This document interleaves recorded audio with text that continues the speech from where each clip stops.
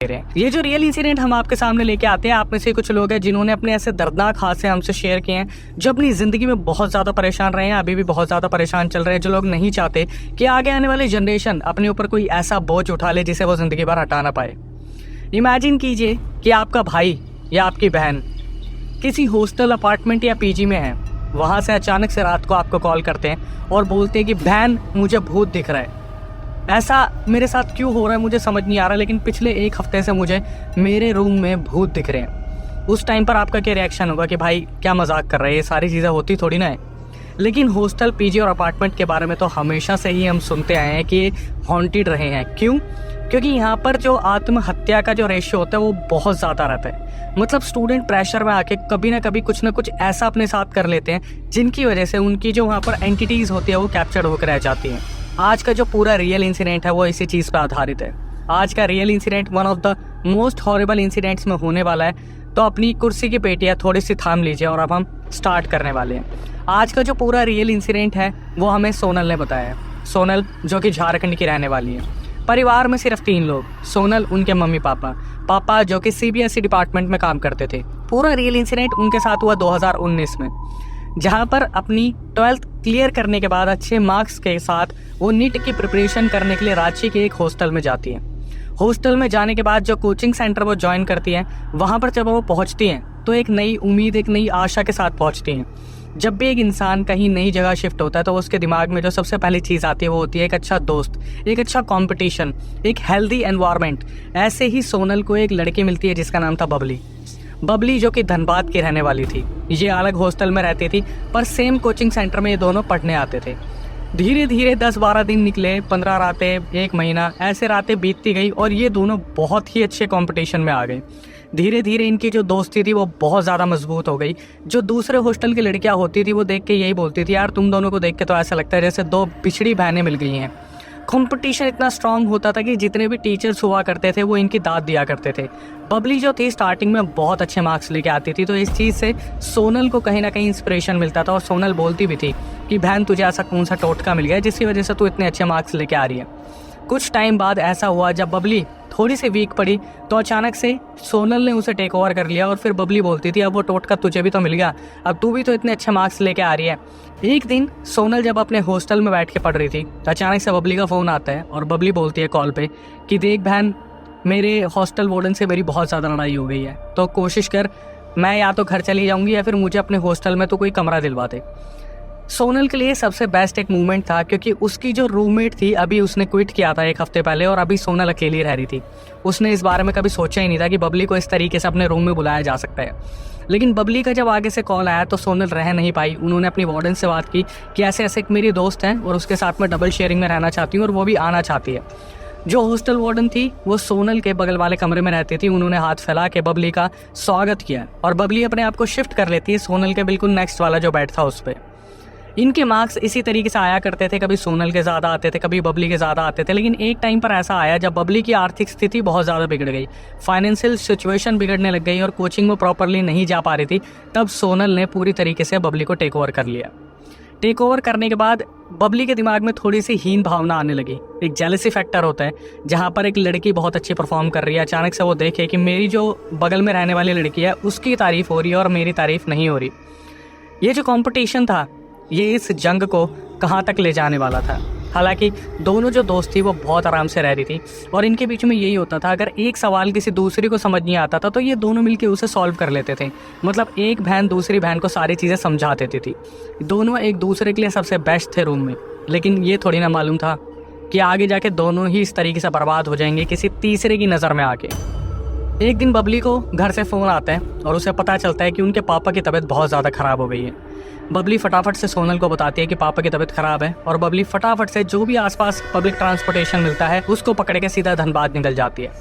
2-3 दिन के लिए बबली का कोई भी अपडेट नहीं था। सोनल कॉल करती है तो कॉल पे भी कोई कांटेक्ट नहीं हो पाता। सोनल इस बारे में गहरे विचार में थी कि बबली के पापा के साथ क्या हुआ, बबली के साथ क्या हुआ, उसका नंबर क्यों नहीं मिल रहा है। ये सोचते सोचते 2-3 रातें ही बीती थी। अचानक से 3 दिन बाद बबली जो है सीधा हॉस्टल में आती है और अपने कमरे में जब अपना बैग लेके आती है तो सोनल सबसे पहले पूछती है कि बबली तेरे पापा को क्या हुआ। तो बबली बताती है कि यार हमारे ऊपर किसी ने कुछ कर दिया है, खास करके मेरे ऊपर। मतलब बबली बताती है कि मेरे ऊपर किसी ने टोटका करा था। सोनल बहुत ज़्यादा हैरान हो जाती है। सोनल की जो सबसे एक अच्छी खासियत थी, और ये हर इंसान की होनी चाहिए, कि वो डेली अपनी मम्मी को फ़ोन करके एक एक चीज़ बताती थी कि आज मेरे साथ हॉस्टल में क्या हुआ। तो सोनल बबली से पूछना शुरू करती है कि क्या हुआ, मतलब टोटका, कैसा टोटका। तो बबली बताती है कि यार मेरे पूरे परिवार पे किसी ने बहुत बड़ा टोटका कर दिया, और मेरे साथ खासकर ऐसा हुआ कि मेरे कपड़ों को लेकर किसी ने हमारे साथ टोटका करा। और उन्होंने ये भी बताया, बबली ने, कि धनबाद में ये चीज़ें बहुत आम बात है। मतलब वहाँ पर ब्लैक मैजिक के जो रिचुअल्स होते हैं, प्रैक्टिस होती है, वो बहुत ही आम बात है। सोनल के लिए चीज़ें बहुत नई थी। सोनल इन सब चीज़ों को समझ नहीं पाई, और वो बबली से पूछने लगती है कि थोड़ा और बताएगी। तो बबली बताती है कि जब मेरे पापा का फ़ोन आया और मैं घर पे पहुंची, तो मेरे पापा मुझे एक बाबा जी के पास लेके गए। उन बाबा जी ने मुझे बताया कि मेरे ऊपर एक एंटिटी चल रही है। मतलब मेरे ऊपर जो टोटका हुआ है उसकी वजह से किसी ने मेरे ऊपर कोई एंटिटी छोड़ दी है। कोई एंटिटी है जो कि फीमेल एंटिटी है, जो कि मेरे मार्क्स कम करवा रही है, मेरे हेल्थ और वेल्थ में बहुत दिक्कत डाल रही है। अब ये सुनने के बाद एकदम से सोनल को लगता है यार कि इसी वजह से इसके मार्क्स कम तो नहीं आ रहे। लेकिन फिर सोनल को लगता है यार मेरी मेहनत में कमी थोड़ी ना है, ये तो इसकी परफॉर्मेंस की वजह से भी तो हो सकता है। फिर बबली की इन सब बातों को सोनल थोड़ा सा इग्नोर करती है, लेकिन सोनल को ये सब कुछ सुनने के बाद थोड़ा तो डर लगने लगता है कि अगर साइड में बैठी बबली के अंदर कोई पोजेशन हुआ या कोई एंटिटी हुई जो कि वो बता रही है कि बाबा ने बताया है कि फीमेल एंटिटी इसके साथ चलती है, तो कहीं सोनल को इन सब चीज़ों से दिक्कत तो नहीं होगी। सोनल फिर भी चुपचाप रहती है और वो पूछती है कि बाबा ने और क्या बताया। तो इधर से बबली बताती है कि देख, बाबा ने मुझे बबूत दी है और बोला है कि इसे पानी में घोल के पीते रहना, और एक मंत्र भी दिया है। ये मंत्र मुझे बार बार बोलना है जब भी मुझे डर लगेगा। और बाबा ने बोला कि एक काम करना, अगर तुम्हें ऐसा लगे ना तुम्हारे आसपास कहीं भी कुछ दिक्कत हो रही है, तो तुम बबूत वहाँ छिड़क देना और इस मंत्र का जितना ज़्यादा हो सके उच्चारण करना, तो सब कुछ ठीक हो जाएगा। अब यहाँ से चीज़ें जो हैं वो बहुत अलग हो जाती हैं, क्योंकि ऐसे टाइम पे सोनल अपनी चीज़ों पे फोकस करती है और बबली अपनी चीज़ों पे फोकस करती है, क्योंकि बबली ने ये चीज़ साबित कर दी कि मेरे ऊपर ऑलरेडी कोई ना कोई पोजेशन चल रहा है। तो सोनल बहुत ज़्यादा जो है सतर्क हो गई थी इस चीज़ को लेके कि मुझे थोड़ा स्पेस बनाना पड़ेगा कि मेरे ऊपर कोई पोजेशन या कोई एंटिटी धावा ना बोल दे। जब से बबली वापस आई थी हॉस्टल के अंदर, हालात बहुत अजीब से हो गए थे। अब सोनल को डर लगने लगा था, ऐसा लगता था कि रात को कमरे में कोई तो भटक रहा है यार, कोई तो है। और इस दौरान जो सबसे ज़्यादा चीज़ें होती थी, सोनल के बाल बहुत टूटते थे, हेयर लॉस बहुत ज़्यादा फ्रीक्वेंट हो गया था, और सोनल को ऐसा लगता था कि यार इसके पीछे कोई तो दिक्कत है। धीरे धीरे सोनल ने क्या करा, बबली से डिस्टेंस मेंटेन करा और वो कोचिंग सेंटर से लेट आने लगी। अब जब वो लेट आती थी तो इवनिंग में जो पीजी में खाना मिलता था वो ढंग से नहीं खा पाती थी। तो कितनी बार ऐसा होता था कि बबली उनका खाना बचा के कमरे में लेके आती थी प्लेट के अंदर। कितनी बार ऐसा होता था कि ये दोनों मिलते थे कोचिंग सेंटर में, लेकिन अलग अलग बैठ के पढ़ते थे। तो सारे टीचर्स और सारे जितने भी दोस्त थे वो ऑब्जर्व करते थे इस चीज़ को कि अचानक से हुआ क्या है, इनमें अचानक से इतना बंटवारा कैसे हो गया। लेकिन ये चीज़ तो जो सोनल थी उन्होंने अपनी मम्मी को ही बताया था कि मम्मी ऐसे ऐसे जो है बबली अपने घर से आई है, और किसी बाबा ने बताया कि बबली के अंदर पोजेशन है, कोई एंटिटी उसके साथ चलती है, और वो अपने साथ बबूत भी लेके आई है, और वो बोल रही थी उसके पास एक मंत्र भी है। तो यहाँ पर जो सोनल की मम्मी थी वो बोलती थी, देख बेटा ऐसा है, मुझे पता है कि तू पूजा पाठ तो करती नहीं है, लेकिन गलती से भी किसी की दी हुई चीज़ मत खा लियो।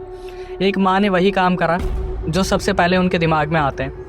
लेकिन एक चीज़ को ज़रा समझिए कि अगर बबली के साथ दिक्कत थी और बबली अपने साथ एक बबूत लेके आई थी जो प्रोटेक्शन के लिए था, तो सोनल का खाना उसे ज़रूरी क्यों नहीं लगा, या सोनल ने उस चीज़ को क्यों नहीं लिया। मुश्किल से 1-1.5 हफ्ते ही बीते थे तो रातें बहुत अजीब होती चली गई, जहाँ पर सोनल और बबली एक ही कमरे में हुआ करते थे।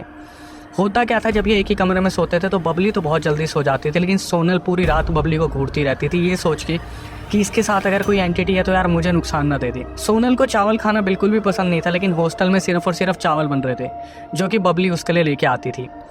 अब धीरे धीरे सोनल जो है खाती रहती थी चावल को और बबली की तरफ देखती रहती थी, और सोनल को पता नहीं क्यों ऐसा महसूस होना शुरू हो गया था कि उनके साथ कोई ना कोई पोजेशन चल रहा है। बबली जहाँ पर बबूत खा के ठीक हो रही थी और कुछ मंत्र पढ़ के ठीक हो रही थी, ऐसा लग रहा था जैसे सोनल के साथ कोई ना कोई दिक्कत चलने लगी है। अचानक से एक नई चीज़ होनी शुरू हुई, वो ये थी कि जब भी बबली सुबह उठती वो पानी में बबूत डालती और सीधा सोनल के पास लेके आती और बोलती कि सोनल मुझे तेरे साथ दिक्कत लग रही है, मेरी मान तू भी इस बबूत को पीना शुरू कर दे, तेरे अंदर भी कोई एंटिटी होगी तो वो ठीक हो जाएगी। 2-3 दिन तो सोनल ने इस चीज़ को इग्नोर करा। एक दिन सोनल को पता नहीं क्या हुआ, उसने गुस्से में बोल दिया कि मेरी मम्मी ने मना करा है यार, तुझे समझ नहीं आता क्या, मैं तुझे मना करती रहती हूँ, मुझे नहीं पीनी है बबूत, इसको दूर रख मुझसे प्लीज़। इस महाभारत के बाद ये दोनों आपस में बात कम ही करने लगे थे। सोनल के साथ अजीब अजीब हरकतें रात को होना शुरू होती थी, जैसे रात के 12 बजते थे। जब भी वो पलट के देखती उसे पता चलता सोनल को कि बबली तो सो गई है, लेकिन कमरे में अजीब सी आवाज़ें आनी शुरू हो गई। फिर अचानक से सोनल की आंखें भारी हो जाती और सोनल सो जाती। 1-1.5 हफ्ते तक यही चलता रहा। हॉस्टल में सब कुछ बहुत आम तरीके से चलने लग रहा था। अचानक से सोनल ऑब्जर्व करती है 1-1.5 हफ्ते बाद कि सारी लड़कियां उसे ही देख रही है। जब भी वो खाना खाने जाती मैस में या फिर कोचिंग सेंटर में जाती तो सोनल देखती कि सारी लड़कियां मुझे ही देख के अजीब अजीब तरीके से बात क्यों कर रही हैं। तो सोनल फटाफट से जाती है और जो वहाँ पे 2-3 लड़कियां बात कर रही थी उनसे पूछती है कि यार तुम क्या बात कर रहे हो। वो लड़कियां बोलती है कि सोनल तुम्हें पता है तुम पिछले 1-1.5 हफ्ते से रात को पूरे हॉस्टल में चिल्लाती घूमती हो, तुम सामान फेंकती हो, तुम्हारे कमरे से चिल्लाने की आवाज़ें आती है, पता है तुम उठती हो, हॉस्टल वार्डन जो तुम्हारे बगल में रहती है उनके गेट को बजाने लगती हो और बोलती हो गेट खोलो मुझे जाना है, नीचे वाला गेट खोलो मुझे जाना है, मेरे कमरे में कौन घूम रहा है। तुम्हें पता है सोनल सब तुमसे डर के रहते हैं, 1-1.5 हफ्ता हो गया है जब से तुम ये रात को हरकतें कर रही हो। सोनल ने जब ये सारी चीज़ें सुनी तो उनके पैरों तले ज़मीन खिसक गई थी क्योंकि उन्हें कुछ याद ही नहीं था। वो भागी भागी जाती है रूम में और बबली को मिलती है और बबली से पूछती है कि बबली कि मैं क्या सही में ऐसा कुछ कर रही हूँ। और बबली बोलती है इसीलिए तो मैं तेरे को भभूत दे रही थी कि तुझे पता भी नहीं है तेरे अंदर कोई पोजेशन है, मैं तेरा बुरा नहीं चाहती यार, तुझे वो भभूत पी लेनी चाहिए। सोनल एकदम से इधर उधर देखती है और ऑब्जर्व करती है शीशे की तरफ। जैसी वो देखती है उनके चेहरे पे निशान था, ऐसा निशान जैसे कल रात को खींच के किसी ने चाटा मारा हो।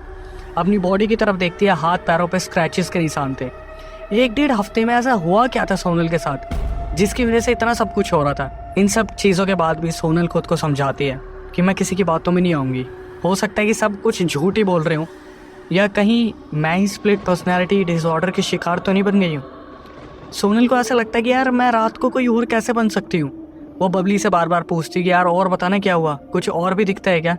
तो बबली बताती कि तूने कभी ऑब्जर्व करा है तो जब भी सुबह उठती है तुझे ऐसा लगता है तुझे चक्कर आ रहे हैं, मतलब तू स्टेबल नहीं है, तेरे सर में दर्द हो रहा है। क्योंकि जब भी सोनल सुबह उठा करती थी वो सर पकड़ के बैठी रहती थी। सोनल को अचानक से याद आता है कि यार मैं बहुत ज़्यादा हैवी फील करती हूँ, ये बात तो सच है, ये पढ़ने की वजह से भी तो हो सकता है, मतलब ऐसा थोड़ी ना कि पोसेशन ही ज़रूरी है। बबली ने बताया कि तुझे पता है जैसी रात को 12-12:30 बजते हैं ना मैं खुद डर जाती हूँ। तू उठती है, चिल्लाने लगती है, सारे कमरे का सामान फेंक देती है, उसके बाद तो गेट खोल के सीधा वार्डन के कमरे के सामने जाती है और बोलती है कि गेट खोलो मुझे बाहर जाना है। सारी हॉस्टल की लड़कियां तो उससे डरने लगी है, पता है। ये सब सुनने के बाद सोनल बहुत टूट चुकी थी। सोनल को कोई आइडिया नहीं था कि ये सब कुछ 1-1.5-2 हफ्ते के अंदर अंदर ही सब कुछ हुआ है। सोनल जो भी चीज़ें कर रही थी उसे बिल्कुल भी याद नहीं था। सबसे बड़ी दिक्कत तो ये थी। सोनल उस दिन अपने आप को समझाती है कि मैं अपने आप को खुद कंट्रोल में रखूँगी, मैं देखती हूँ रात को क्या होगा। जैसे ये सोती हैं अचानक से इनकी आँख खुलती है तो ये देखती है कि इन्होंने पूरे कमरे को फैला रखा है और बबली और दूसरी लड़कियां इन्हीं ही खड़ी होकर देख रही थी। सुबह जब ये उठती हैं इन्हें ऐसा लगता है कि रात को इनको बहुत बुरी तरीके से पीटा गया है। ऐसा लगता है जैसे कुछ तो इनकी बॉडी के साथ बहुत हलचल हुई है। हॉस्टल वार्डन ने इनके घर पर फ़ोन किया, इनके घर वालों ने उस चीज़ को समझा नहीं। इन्होंने अपने घर पर फ़ोन किया और बताया कि मम्मी पापा मेरे सर में बहुत दर्द है, बहुत ज़्यादा दर्द है, मुझे प्लीज़ लेने आ जाओ। इनके मम्मी पापा ने बोला कि बेटा एग्ज़ाम आने वाले हैं, एग्ज़ाम पे ध्यान दो। मम्मी से बात करी, मम्मी को बताया कि मम्मी सब बोलते हैं कि मैं ऐसी ऐसी हरकतें कर रही हूँ। इनकी मम्मी ने बोला सब झूठ बोल रहे बेटा, तेरा एग्ज़ाम आने वाला है, तू एग्ज़ाम पे ध्यान दे। जिस एग्ज़ाम के लिए प्रिपेयर कर रही थी वह एग्ज़ाम ये दे ही नहीं पाई। जिस दिन एग्ज़ाम था इनके सर में इतना ज़्यादा दर्द हुआ, इतना ज़्यादा दर्द हुआ, इन्होंने अपने घर पे फ़ोन करा रोते रोते कि पापा मम्मी मेरे सर में बहुत दर्द हो रहा है, प्लीज़ मेरा सर फट जाएगा, मुझे जितनी जल्दी हो सके प्लीज़ प्लीज़ लेने आ जाओ। इनके पेरेंट्स ने बोला ठीक है बेटा तुम थोड़ी देर आराम करो, हम लोग निकलते हैं। उसी शाम को ये लोग आए और सोनल को अपने साथ अपने घर पर लेके चले गए। अब आपको जो चीज़ें मैं बताने वाला हूँ वो आप भी सोच में पड़ जाओगे सुन के कि सीरियसली क्या ऐसा हो सकता है। सोनल 1.5 हफ्ते अपने घर पे रही। कोई एक ऐसा सिम्टम नहीं था जहाँ पर उनके घर में किसी को ऐसा लगे कि इसके साथ कोई दिक्कत है। डॉक्टर के पास लेके गए तो डॉक्टर ने बोला कि ये तो हल्का सा फीवर है, ठीक हो जाएगा, कोई बहुत बड़ी बात नहीं है। सोनल अपने ही पेरेंट्स की नज़र में झूठी साबित हो गई थी। वो आराम से सोती थी, आराम से उठती थी, आराम से अपने घर में घूमती थी और उसको कोई भी दिक्कत नहीं होती थी। सोनल के पापा सोनल को हमेशा सपोर्ट करते थे ये सोच के कि सोनल की तबीयत बहुत ज़्यादा मायने रखती है, पेपर वगैरह तो कंपार्टमेंट आएगी फिर भी दिलवा दिए जाएंगे। लेकिन मम्मी को ऐसे लगने लगा था कि सोनल को एक बहाना मिल गया, उसकी पेपर की तैयारियां हुई नहीं थी, लड़की शायद गलत राह पे जा रही है, इसकी वजह से सोनल ने ये सारे ड्रामे रचे हैं। जैसे ही 1.5 हफ्ते बीते सोनल के पेरेंट्स ने सोनल को दोबारा हॉस्टल में डाल दिया और इस बार जो चीज़ें होने वाली थी उसे कहते हैं सीधा सीधा मौत के दर्शन। सोनल के पेरेंट्स जिस दिन उसे हॉस्टल छोड़ के गए उसी रात सोनल ने अपनी आंखों से एक एंटिटी को वहाँ से इधर उधर होते देखा, लेकिन सोनल फिर भी कंफर्मेशन नहीं ले पाई कि सही में वो कोई एंटिटी थी या नहीं थी। उस टाइम पर जो बबली थी वो बाहर गई हुई थी अपने कोचिंग सेंटर में पढ़ने के लिए। रात 8 से 9 बजे की बात है। कुछ लड़कियां थी जो अपने एग्ज़ाम की प्रिपरेशन के लिए बहुत ज़्यादा मेहनत कर रही थी और सोनल एक उन लड़कियों में से गिनी जा रही थी जो सिर्फ और सिर्फ एक्सक्यूज़ दे के अपने घर जाना चाहती थी या पढ़ना नहीं चाहती थी। सोनल सुबह उठी और उनके हॉस्टल में पता चलता है कि पहली ही रात को सोनल ने फिर दोबारा तबाही मचा दी। मतलब सोनल रात को उठी थी, 12 बजे के बाद उन्होंने पूरे हॉस्टल में हाहाकार मचा दिया।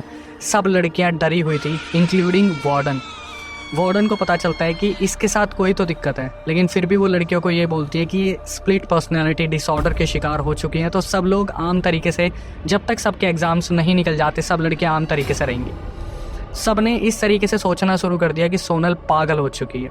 सोनल को कोई समझने वाला नहीं था, सिर्फ एक लड़की के अलावा, वो थी बबली।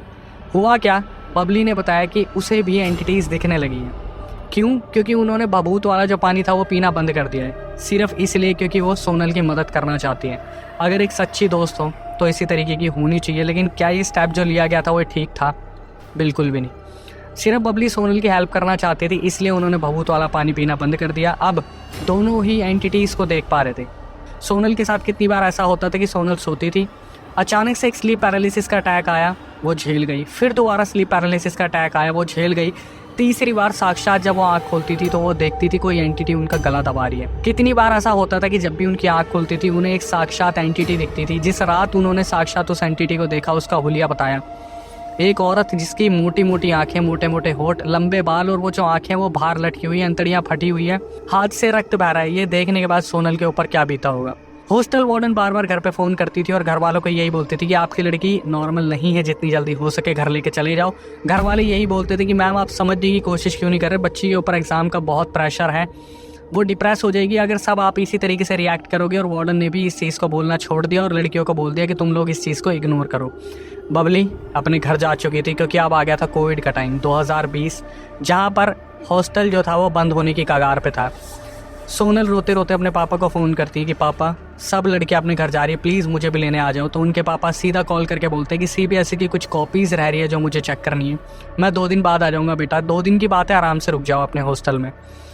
बबली तो जा चुकी थी, लेकिन सोनल बहुत ज़्यादा हैरान थी कि ये सोच के कि बबली तो जा चुकी है, अब मैं क्या अकेली हॉस्टल में रह पाऊंगी, मैं और कुछ लड़कियां और मेरी हरकतें। कितनी बार ऐसा हुआ है कि वो सोने के लिए लेटी है और अचानक से उनकी 1:30 बजे आँख खुलती है तो वो इस चीज़ को देखती है कि एंटिटी सीधा मुझे चारों तरफ से पकड़ के बैठी हुई है और वो हनुमान चालीसा गाना शुरू करती हैं।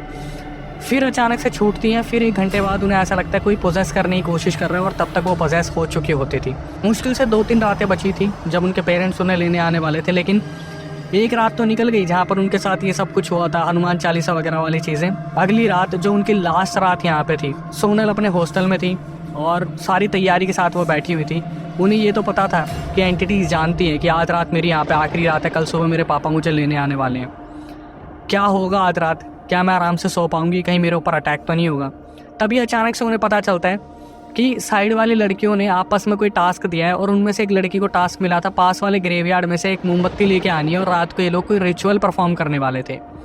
सोनल बिल्कुल बेखौफ बैठी थी ये सोच के कि मेरा कोई इन्वॉल्वमेंट नहीं है तो मेरे साथ तो कुछ भी नहीं होगा। उस टास्क में जिस लड़की को वो कैंडल लेके आनी थी ग्रेवयार्ड से, वो लेके आती है और रात को ये कोई टास्क परफॉर्म कर रहे थे। सोनल इस वाले कमरे में थी अपने वाले में, साइड वाली लड़कियां बहुत ज्यादा मस्ती मजाक के मूड में थी क्योंकि अगले दिन ये भी जाने वाली थी। रात को क्या हुआ, जो लड़की कैंडल लेके आई थी अचानक से उसी कमरे में से हाहाकार की आवाज़ें आती है, सारी लड़कियां डर के भागना शुरू करती हैं और सोनल जब वहाँ पे पहुँचती है तो देखती है जो लड़की कैंडल लेके आई थी वो बुरी तरीके से पोजेस हो रखी है। इसके बाद सोनल को कुछ भी याद नहीं है। अब मैं बताऊंगा सोनल को जो सुबह पता चला क्या हुआ। सोनल को पता चलता है जब वो सुबह उस वाले रूम में गई थी तो अचानक से वो पोजेस हो गई और दूसरी लड़की जो कैंडल लेके हाथ में बैठी थी जो पोजेस थी उससे चिल्ला चिल्ला के बात करने लगी कि ये मेरा दायरा है, तू यहाँ पर क्यों आई। मतलब सोनल के अंदर की जो एंटिटी थी वो अचानक से एग्रेसिवली बाहर निकली और दूसरी एंटिटी पर चिल्लाने लगी कि ये मैं हूँ, यहाँ पर मैं रहती हूँ तो तू यहाँ पर क्यों आई। ये देखने के बाद हॉस्टल की जितनी भी लड़कियां थी वो अपने कमरे में इस तरीके से भागी, इस तरीके से पैक हुई। हॉस्टल वार्डन आके वहाँ पर बुरी तरीके से डर गई। बड़ी मुश्किल से इन दोनों को हनुमान चालीसा सुना के नॉर्मल किया गया और हॉस्टल वार्डन की एक रिलेटिव थी जो कि पैरानॉर्मल इन्वेस्टिगेटर थी। जब उन्हें बुलाया गया तो उन्होंने यहाँ पर बताया कि देखो ऐसा है। सोनल वाले रूम में तो वो फिर भी नहीं गए, वो गए सीधा उस लड़की के पास जो लड़की पोजेस हो रखी थी जिसके हाथ में कैंडल थी। तो वो इन्वेस्टिगेटर आके बताते कि ग्रेवयार्ड से कभी भी ऐसी चीज़ नहीं लेके आनी चाहिए। तो उस लड़की को वो ग्रेवयार्ड में लेके गए और माफ़ी मंगवाई। उसके बाद उस लड़की को लेके आए तो वो लड़की नॉर्मल हो गई। अब वो पैरानॉर्मल इन्वेस्टिगेटर वहाँ से अपने घर चले गए। सोनल जाती है अपनी हॉस्टल वार्डन को हाथ जोड़ के बोलती है कि मेरे साथ ये सब कुछ हो रहा है, आपको मालूम है, प्लीज़ मैं चार्ज पे करने के लिए तैयार हूँ, उन इन्वेस्टिगेटर को यहाँ पे बुलाइए और मैं उनसे पूछना चाहती हूँ मेरे साथ क्या दिक्कत है।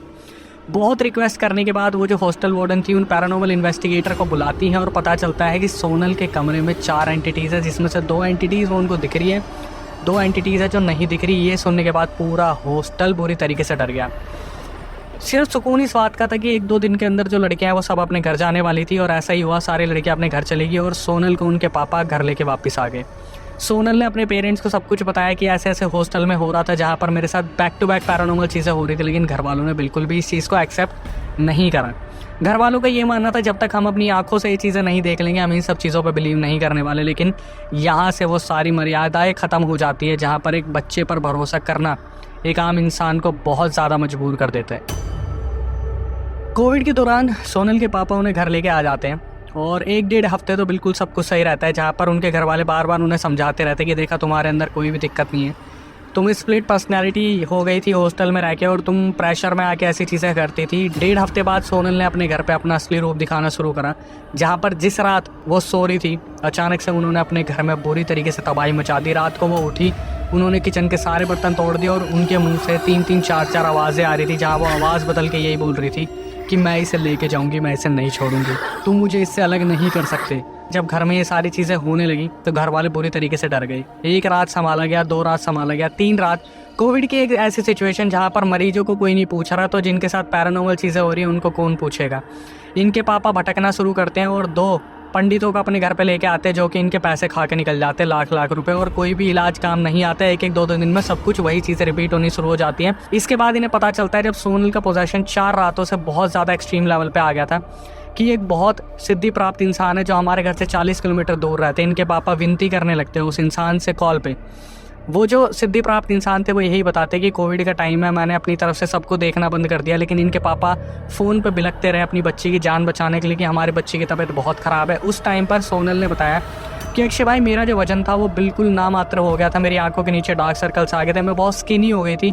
वो जो सिद्धि पुरुष पंडित जी थे उन्होंने इनकी फ़ोटो को देखकर इन्हें टाइम दिया और इन्हें बोला कि मेरी जगह पे लेके आओ।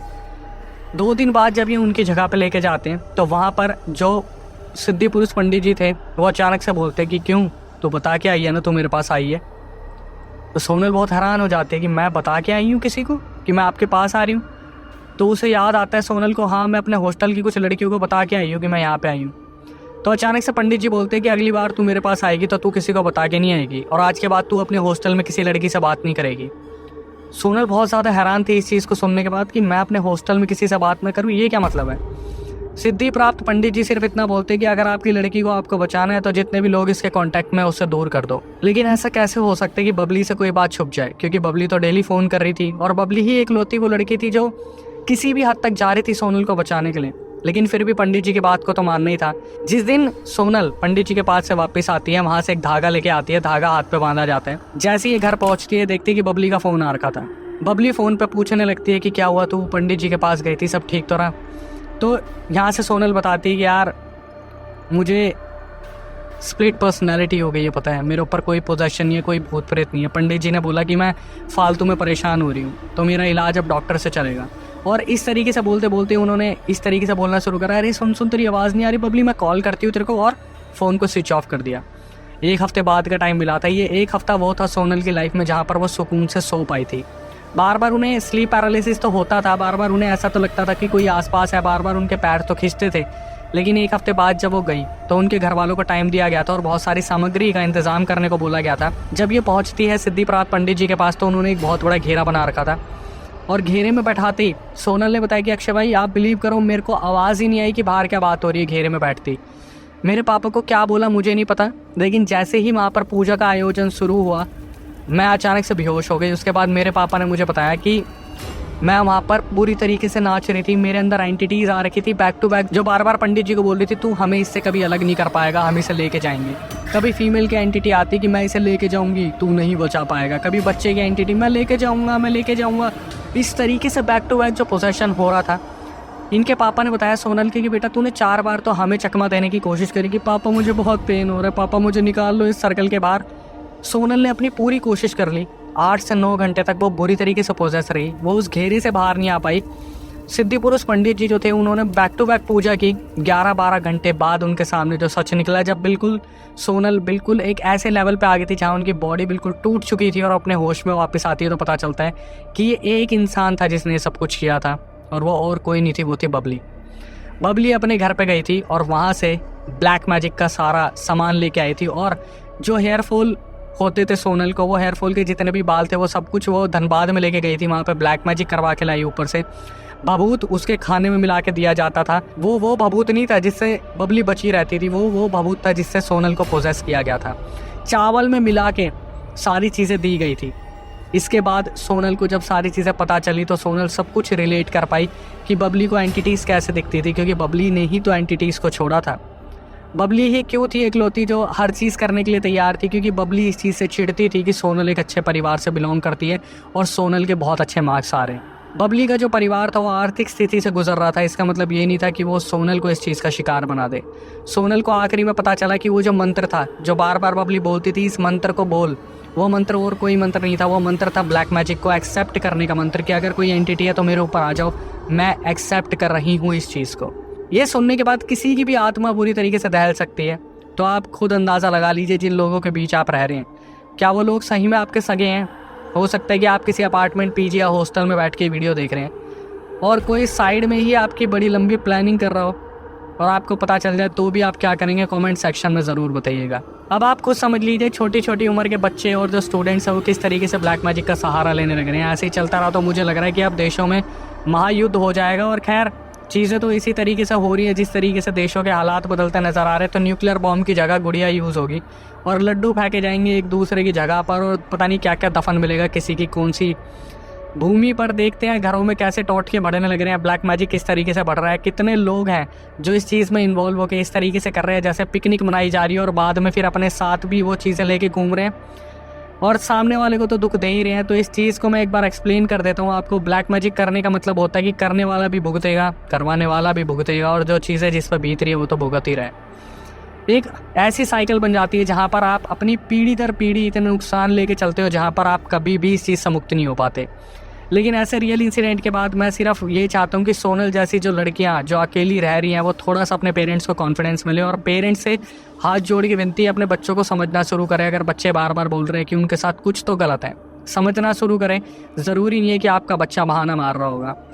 आज तक मैं हमेशा एक बच्चे को बोलता आया हूँ कि अपने पेरेंट्स का ध्यान रखें, लेकिन आज मैं पेरेंट्स को बोलूँगा कि प्लीज़ अपने बच्चों का भी ध्यान रखें, क्योंकि जो दर्द अभी आपको रिकॉर्डिंग में सुनने को मिलेगा वो बहुत ही ज़्यादा बुरा था।